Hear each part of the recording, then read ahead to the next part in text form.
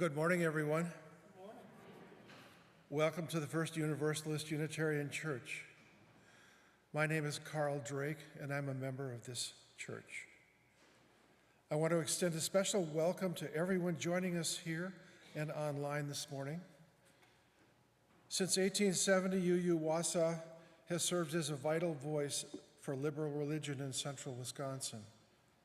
We are an intentionally free society that welcomes all people, just as you are, regardless of age, sexual orientation, ethnicity, or economic situation. Wherever you are on life's journey, you are welcome here. We are currently worshiping both in person and online, so be sure to subscribe to the church's newsletter and follow us on Facebook or Instagram for updates. We have a couple of announcements this morning. Next Sunday is our first Sunday potluck for June. We still need hosts and hostesses. Email Donica to sign up to host the potluck. Join us Saturday, June 4th. UU Wausau will be hosting a Leave a Blessing, Take a Blessing booth at the River District's Pride Fest on the 400 block. Stop by the booth to leave a message of love and support on a message board. Get your own rainbow blessing and check out all of the other family fun. At this time, I invite you to stand and greet one another. Limit yourself to hugs, kisses, handshakes, and body bumps.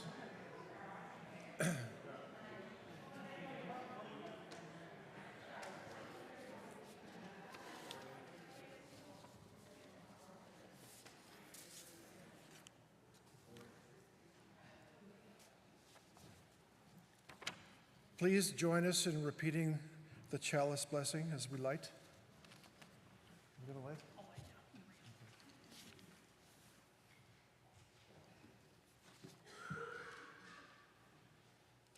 Okay. We light this chalice for the light of truth, the warmth of love, and the fire of commitment. We light this symbol of our faith as we gather together. Please join us now to sing hymn 159, This Is My Song.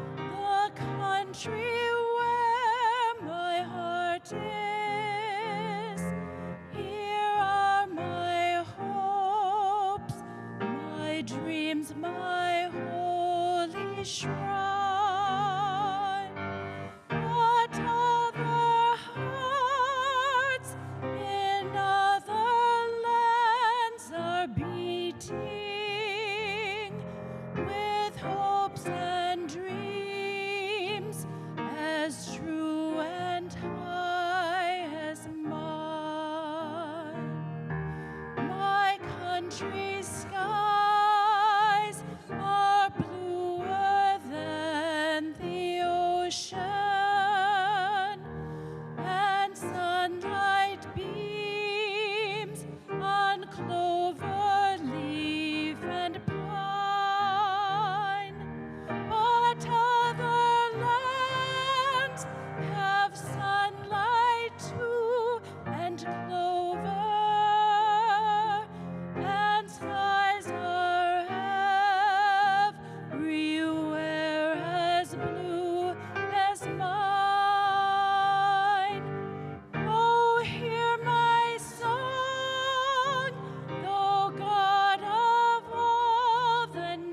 nations, a song of peace for their land and for mine.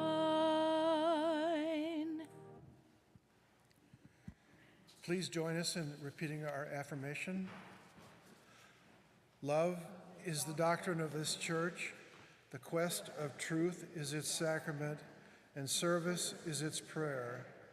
To dwell together in peace, to seek knowledge and freedom, to serve human need, to the end that all souls shall grow into harmony with the divine. Thus do we covenant with each other. And our doxology?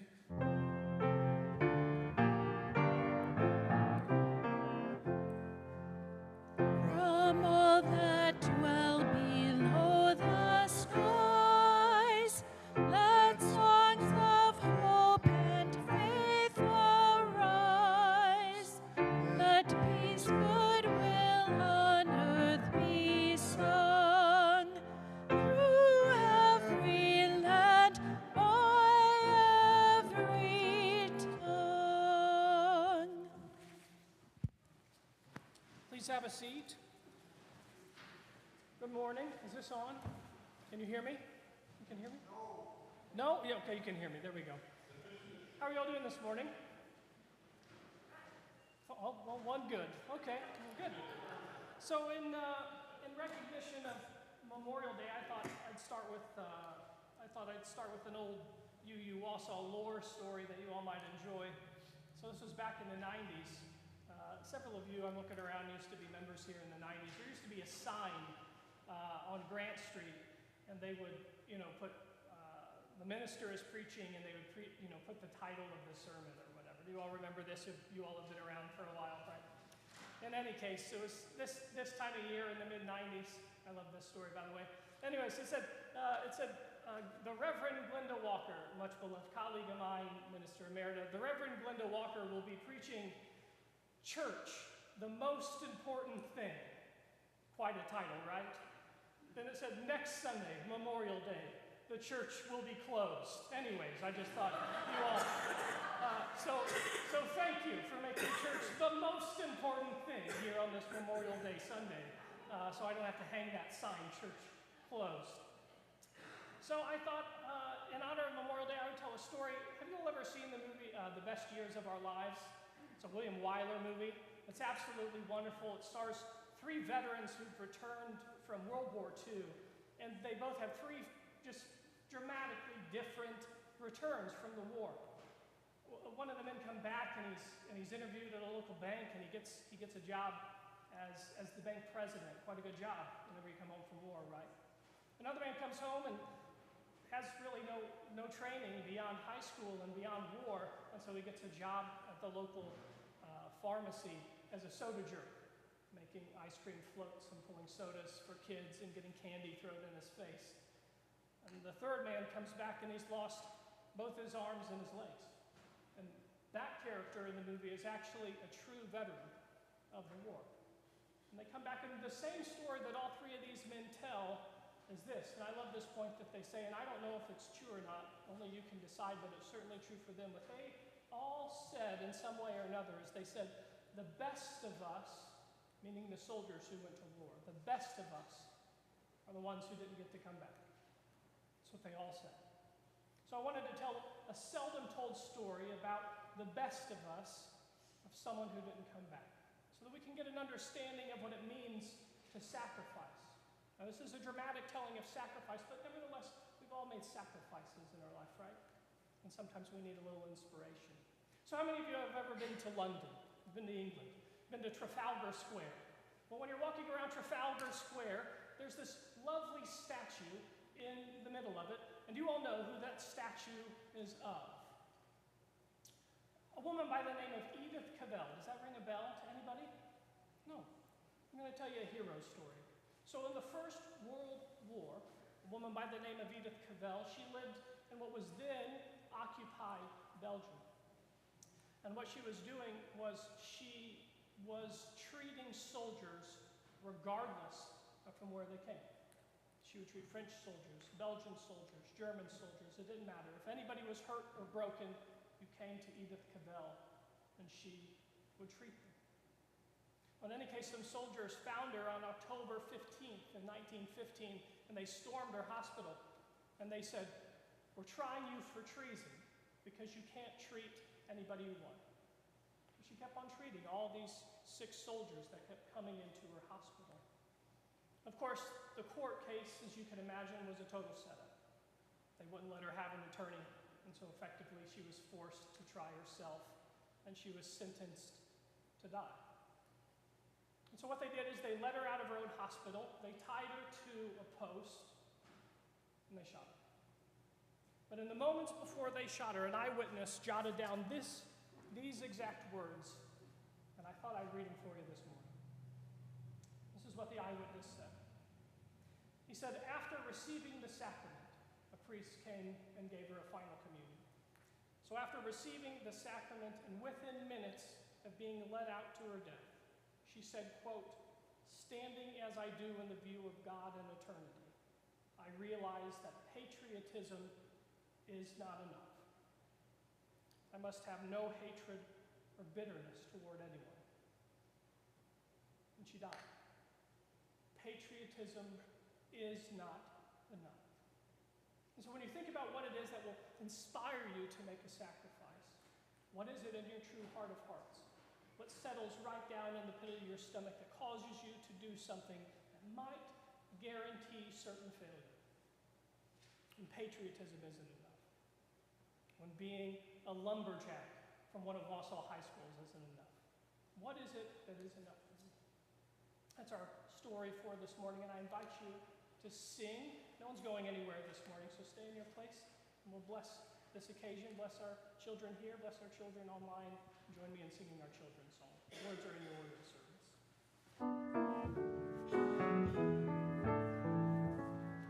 May peace surround you, may love surround you as you go, as you go, as you go on your way.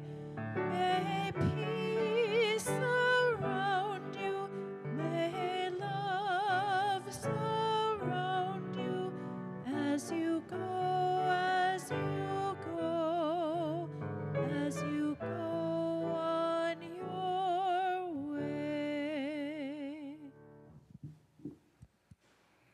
The mission and ministry of UU Wausau is made possible by the generous support of its friends and members. Rather than pass a plate at this time, we've placed an offering basket at the back of the sanctuary for you to drop a gift in. You can also stop by our website, uuwausau.org, and make a one-time or recurring gift with your credit card or debit card. Thank you so much for your support.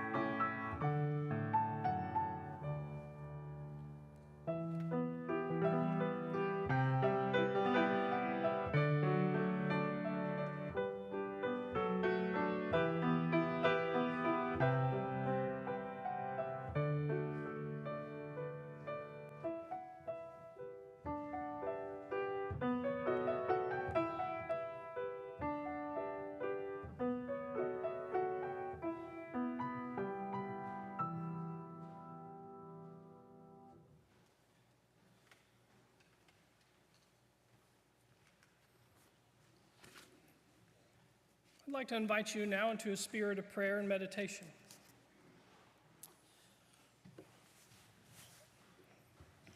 I want to invite you to settle yourself as you do. I encourage you to pray with your whole body. Start with your feet.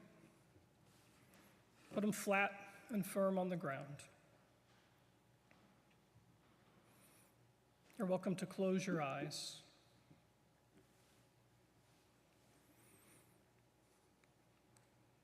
And start on the top of our head. Feel the air and the heat. Move down into your jaw and let it relax. Let your tongue relax and your shoulders. Take a deep breath into your stomach and slowly out. Let us pray. Spirit of life, we come because you call us to a deeper caring. We come to share the mix of joy and sorrow that is our life together. And we come with heavy hearts, burdened by a world that looks as though too many have forgotten that their lives must rest in you for meaning. Our dreams of peace are troubled by memories of war and hatred.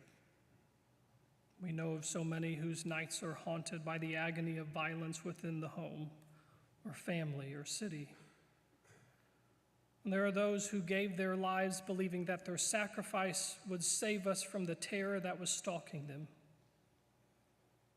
And while each one of us are unique, we know that we are composed of beings that make us far more alike than different.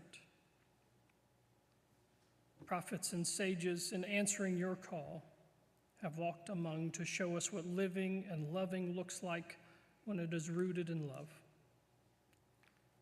Help us lift the broken lying in the streets. Help us reach out and love across the fissures that separate us from each other. And hear now our prayers for those in need, for those we know and for those we don't.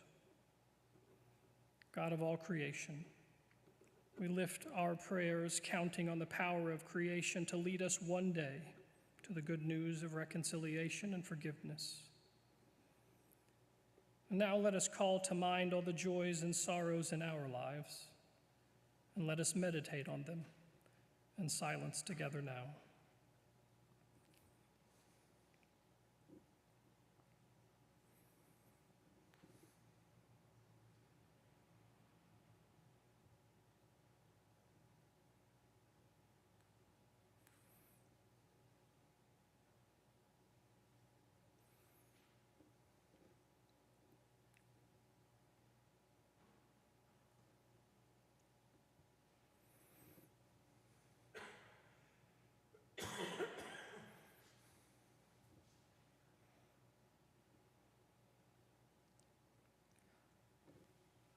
Amen. Let us stay seated as we sing our prayer hymn. You'll find it in your program notes, America the Beautiful.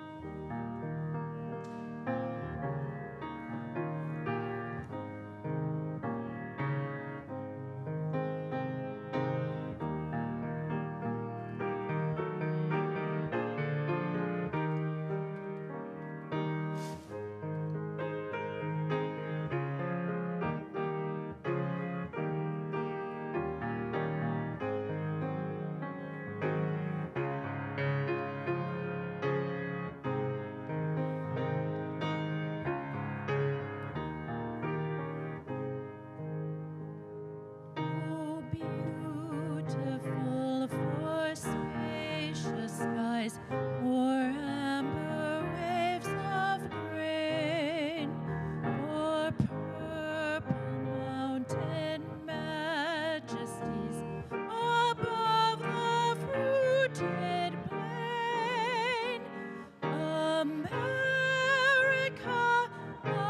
America, God shed his grace on thee and crown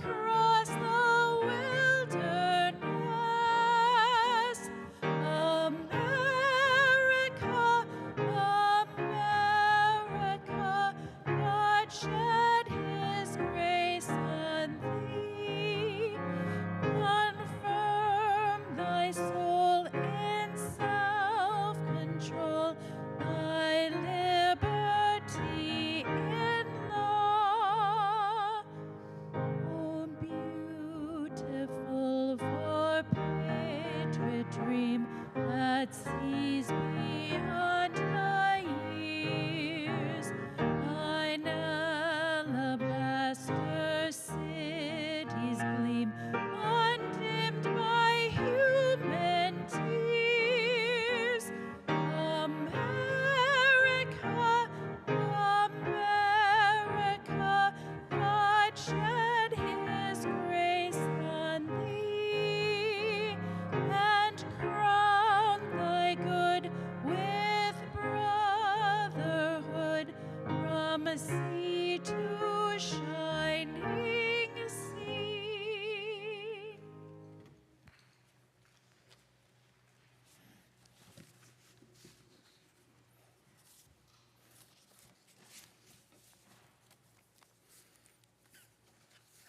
Reading I've selected this morning is a poem entitled Wild Peace by the late Israeli poet Yehuda Hamichai. And the poet writes, "Not the peace of ceasefire, not even the vision of the wolf and the lamb, but rather, as in the heart when the excitement is over and you can talk only about a great weariness. I know that I know how to kill, and that makes me an adult. And my son plays with a toy gun that knows how to open and close its eyes and say, Mama.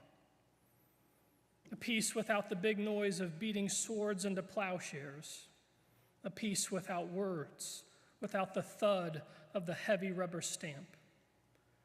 Let it be light. Let it be floating like lazy white foam. A little rest for the wounds. Who speaks of healing? And the howl of the orphans is passed from one generation to the next as in a relay race. And that baton never falls. So let it come like wildflowers, suddenly, because the field must have it. Wild peace." Therein ends our reading.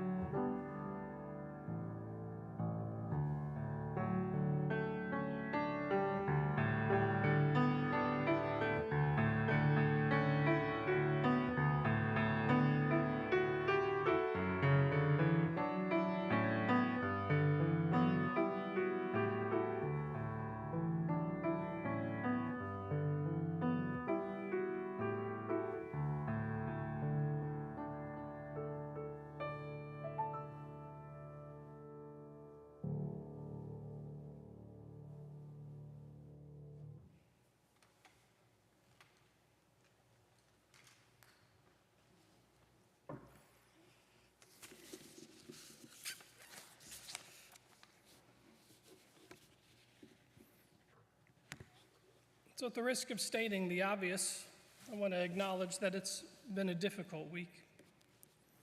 I expect if you're anything like me, you probably struggled to put some of your thoughts into words. And so considering this, I thought I'd choose as my sermon text from the 5th chapter of St. Paul's letter to the Galatians, beginning in the 13th verse. Learn what St. Paul is doing in this moment, and he is reminding the church of what its true calling is. This is what he says. He says, "You, my brothers and sisters, you were called to be free. But do not use your freedom to indulge the flesh. Rather, serve one another humbly. Serve one another in love. For the entire law is fulfilled in keeping this one command: love your neighbor as yourself." So here St. Paul is reminding us that come what may, our calling as people of faith is to fight the good fight of faith. And on the difficulties of having faith, the great novelist Flannery O'Connor said, quote, "You cannot fit the Almighty into your intellectual categories. If you want your faith, you're going to have to work for it." O'Connor's words are true always, but especially so in the face of present realities which we all know far too well: war and mass shootings, illness, food shortages, power outages. Faith is hard in the best of times, but it is especially in the worst. The president of the school where I trained for the ministry, what he liked to say before he retired was that people of faith are keepers of a vision. And the vision we keep is that of an otherwise world. A world otherwise in pretty much everything. A world otherwise in terms of violence to which we are always opposed. In terms of abuse, which we always respond to with demands for justice and on down the line. But what our present culture is for: winners and losers, black and white thinking, intoxication, scapegoating, blaming. People of faith are called to stand in opposition. Our calling settles us right between the black and the white, right there in the gray, where the last is the first, where the wolves lie with the lambs, where success is sometimes abandoned for service.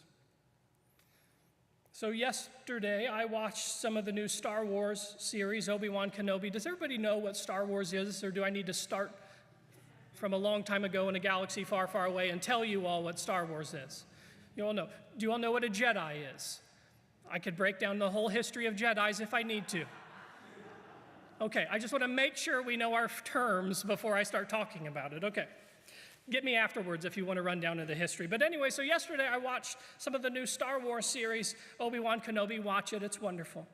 So in the first episode, there's this lovely scene. Well, it's not really lovely, but in any case, there's this scene where the evil Grand Inquisitor, he's traveling the galaxy, and what do the Grand Inquisitors do? They are hunting down the very last Jedis who have been forced to live in hiding in order to survive.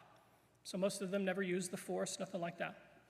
So in a powerful moment, the Grand Inquisitor, he asks the local barkeep, he says, "Do you want to know the trick to hunting Jedi?" He says the key to hunting Jedi is patience. It's patience because Jedi cannot help what they are. Their compassion leaves a trail, is exactly what the Grand Inquisitor says. Their compassion leaves a trail.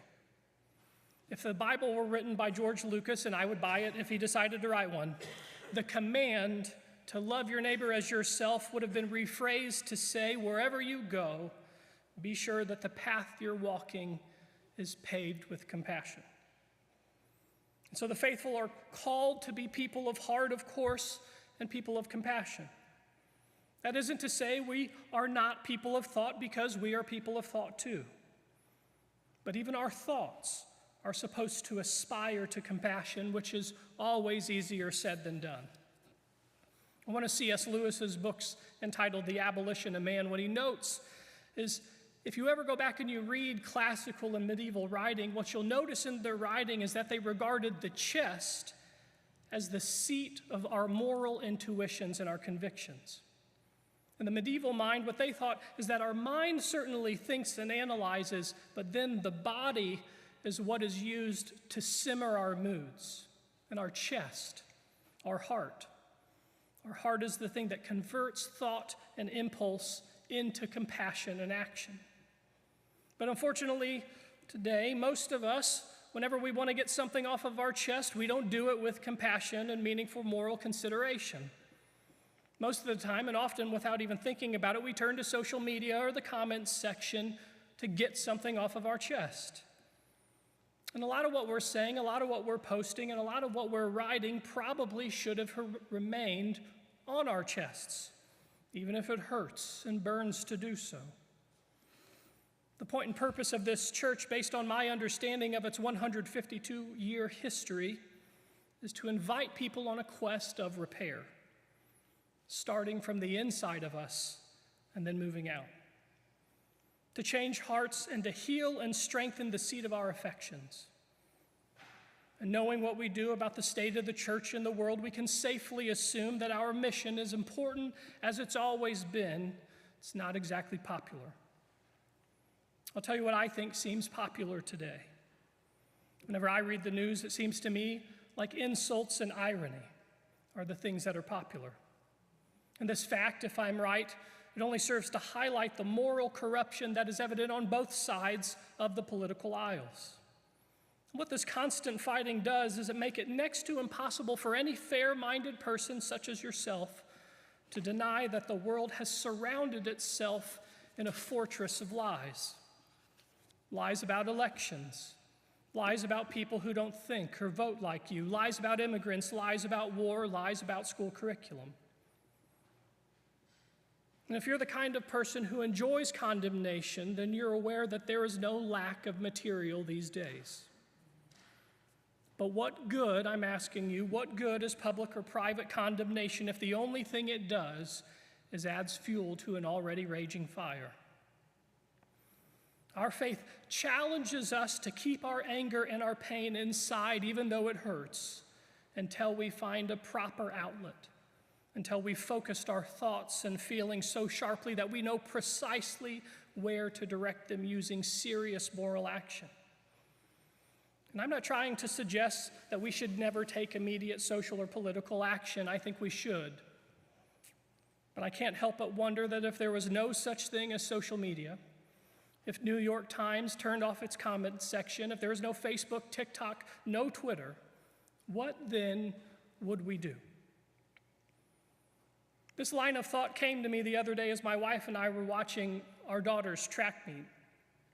So there was an old man there on the sidelines, and he was kneeling on one of those, those scooters people awkwardly put their leg up on to roll around after they break. I always wanted one of those just because it looks fun.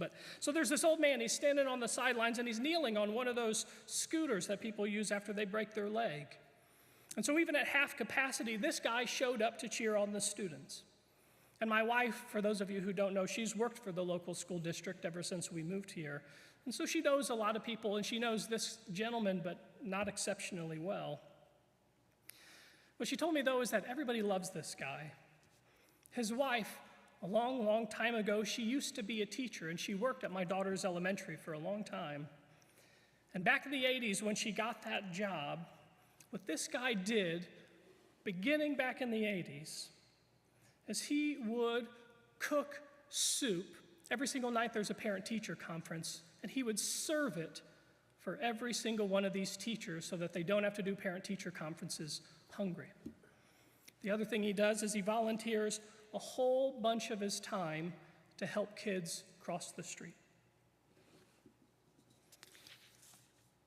He's just a local guy, quietly going about his life, feeding teachers home-cooked meals, getting our kids safely from place to place, and showing up to root for the home team.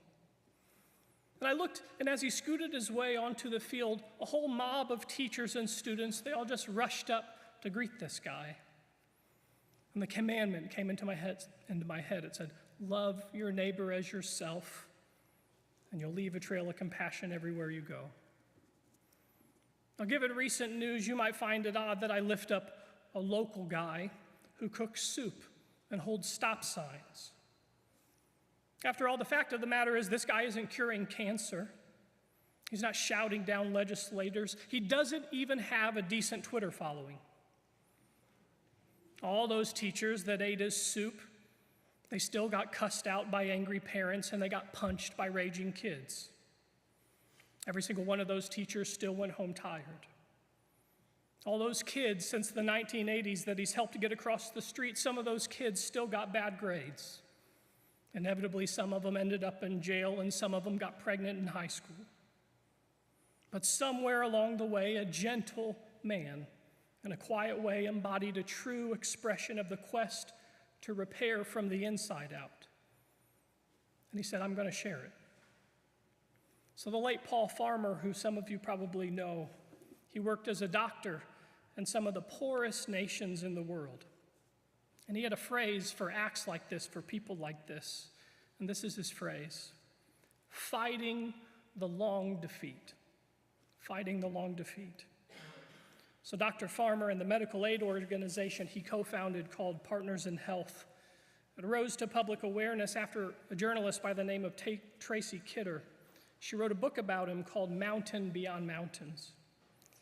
And there's this wonderful exchange in the very back part of the book. And what Kidder is doing is she's trying to figure out why Dr. Farmer has spent his entire working life working in the crummiest hospitals in the world for hardly any pay at all in the poorest nations where, despite his best efforts, people still keep on dying from the most common illnesses.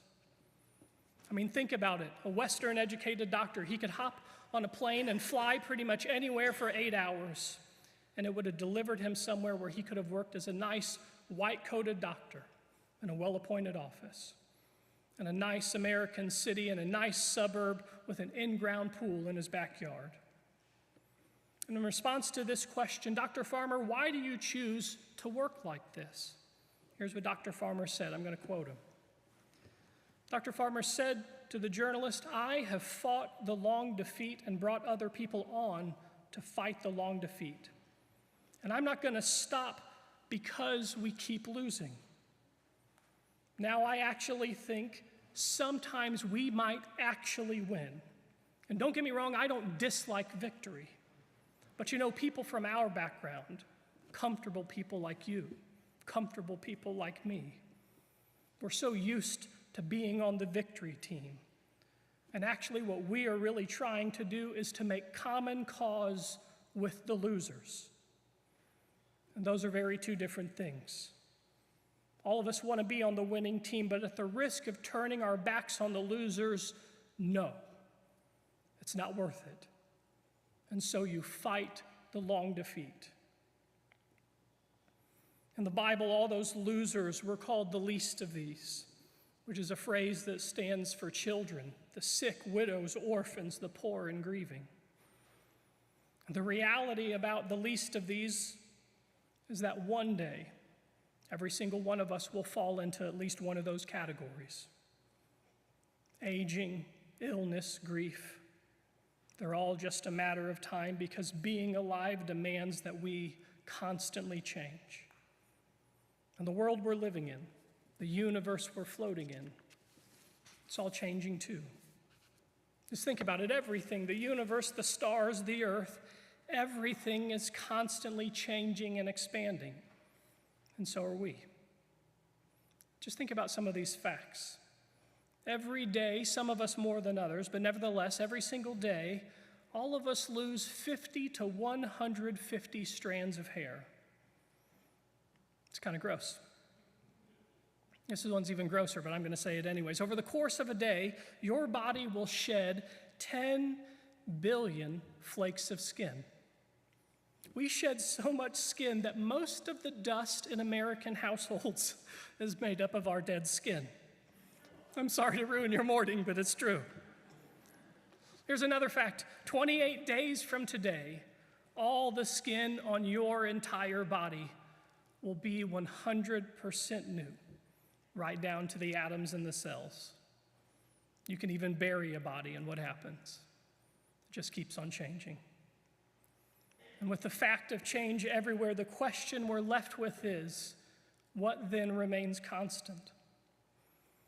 So if you open the Hebrew Bible to Genesis, what you encounter is one of the greatest creation stories ever told. What do we read? We read that God creates the heavens and the earth and separates it by darkness and light, and then all the animals and the creeping things, and finally, people. And then God turns to those people and says, if you want to, if you choose to, you are welcome to participate in creation, because from this day forward, you have the power to create life. What the Christians and the humanists and the pagans here at this church, what we all agree on is that we have the power to create life, to create love, to change. And so given this extraordinary power, need we limit the question to what we can attempt? Need we question the limit to what we can change? With a news like ours that fills us nightly with sadness and rage, we'd be wise to remember the words of the philosopher Friedrich Nietzsche, who said, quote, "Whoever fights monsters should see to it that in the process he does not become a monster. Because when you look into the abyss looks into you." And so let these words serve as a reminder that our calling is to repair. Our calling is to heal, to love our neighbor, and to pave our ways with bricks of compassion. Every single one of us in this room has the power to participate in creation, to sow life, to sow love, to be a moment of hope in what may be the hour of someone's despair. And sometimes this work is grand and it takes place in foreign lands, but most of the time it happens at home, amongst our kith and kin. The work of religious repair, it sometimes mends the body, and sometimes it mends the soul, and sometimes it does both. But behind this ministry of repair lies human compassion, and behind compassion lies life's will that we be whole. Even like weeks we've just lived through, when I look around, I can see that the world is not without compassion. It's not without healing. And through human hearts and human hands, God brings mercy and release. The gift is there, and to us it's been given. It's ours for the asking, and it's ours for the giving. Amen. I invite you now to rise and join with me in singing our closing hymn on the blue insert, "Let There Be Peace on Earth."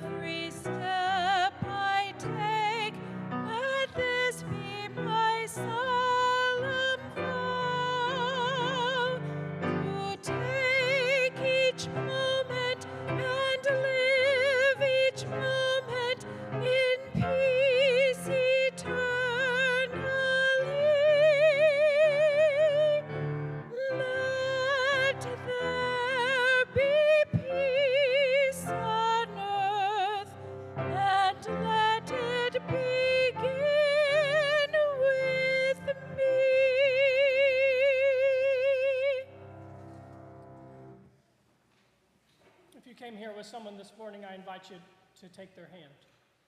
If you're here alone, reach out with your heart.